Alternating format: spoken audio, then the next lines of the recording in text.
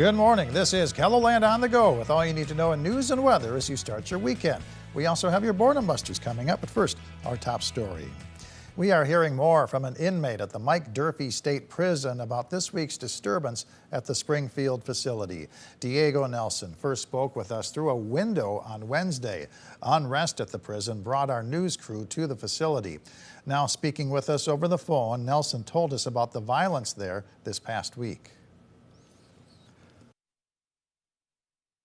Problems and how understaffed this place is.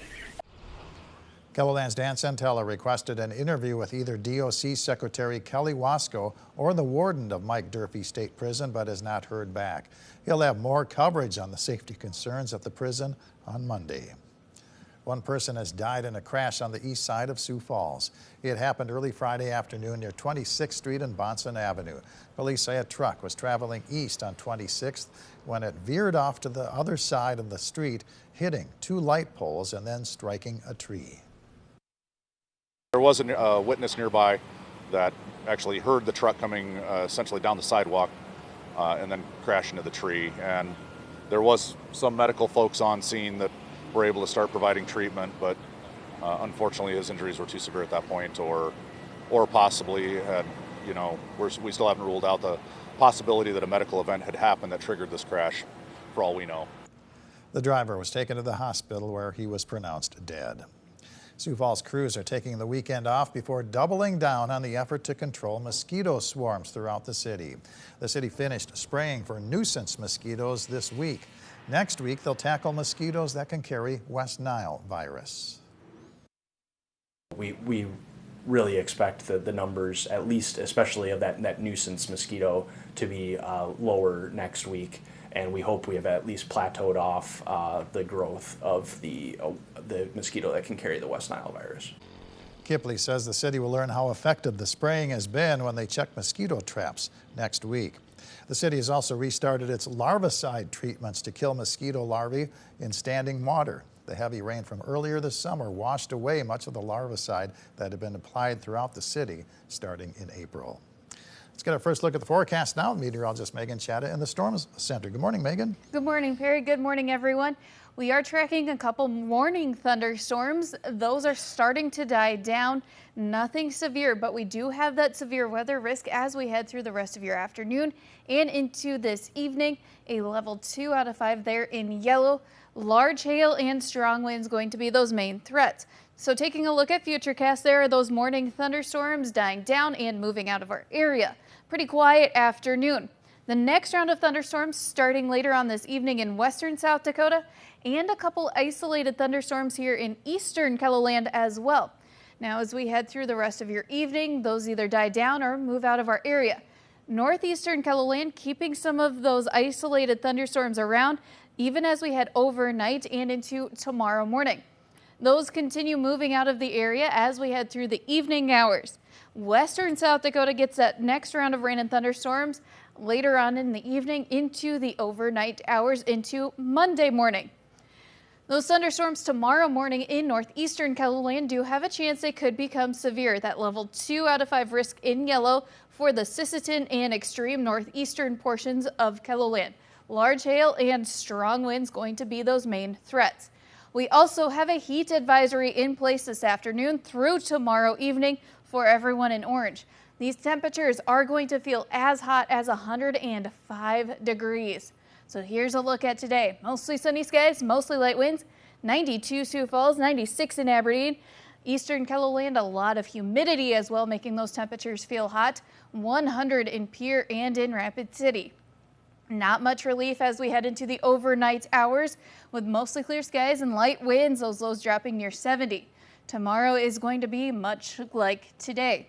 Now we do have some cooler temperatures on the way. We'll take a look at that with your 7-day forecast in just a little bit. All right, thank you very much, Megan. Sarah Gillis is a self-described obsessive reader, and last year started What Sarah Reads. The mobile book trailer pops up at 3 or 4 events each month in Sioux Falls and has new books at every stop. I love surprising and delighting people just by simply being someplace where they're already at. It's a really great conversation starter. People come in and they're like, what is this? What do you do? And so it's a really enjoyable thing to share with the community, but also to just kind of spark some conversation. I always love to ask people, what do you like to read? What do you gravitate towards when you have some free time? And so that always sparks some great conversation. What Sarah reads will be at Severance Brewing Company in downtown Sioux Falls today from 2 to 4 p.m. The Brookings Summer Arts Festival gets underway today at Pioneer Park. Vendors were setting up their booths on Friday ahead of this weekend's festival. It features 280 booths in total, with more than 175 artists in attendance. We have a tinsmith, which is pretty rare these days. We have also the fiber arts ladies aren't here yet, but they do spinning and weaving and dyeing. The festival runs from 10 a.m. to 7 p.m. Sunday's hours are 10 to 5. There's also a children's area with make and take activities plus live entertainment on 3 stages. Admission is free. Shuttle buses will run continually from the South Dakota Ag Museum. The cost is $2 each way. Zippity Zoo Day at the Great Plains Zoo features inflatables, scavenger hunts, bubbles, and visits by fairy tale characters, including an Arabian princess and a galaxy fighter. Zippity Zoo Day goes from 9 a.m. to 5 p.m. The new Barb Iverson Skate Plaza in Nelson Park in Sioux Falls is hosting its opening weekend first skate event with appearances by professional skaters Brandon Turner and Dan Mancina. There will also be music, vendors, food trucks, and giveaways from noon to 3. Admission is free. It's a day filled with free music at Levitt at the Falls in downtown Sioux Falls. The children's concert features Taiko Arts Midwest at 10:30 this morning. The evening performances feature headliner Pasquala Ilbaca with Elizabeth Hunstad as the opening act starting at 7 p.m. Megan? We have a hot and humid weekend here in eastern KELOLAND with those highs in the 90s, but it's going to feel even hotter. Couple chances of rain and thunderstorms Monday, again on Wednesday.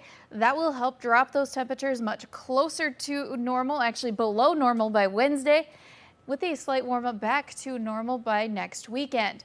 In Aberdeen, a hot and humid weekend with that chance of rain as early as Monday, cooling those temperatures back below normal by the middle of the week, near normal by the end of next week.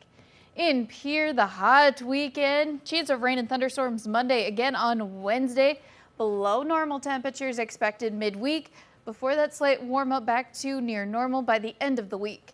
And in Rapid City, a hot weekend, daily chances for rain and thunderstorms though Monday through Wednesday, dropping those temperatures much closer to normal with that slight warm up by the end of next week.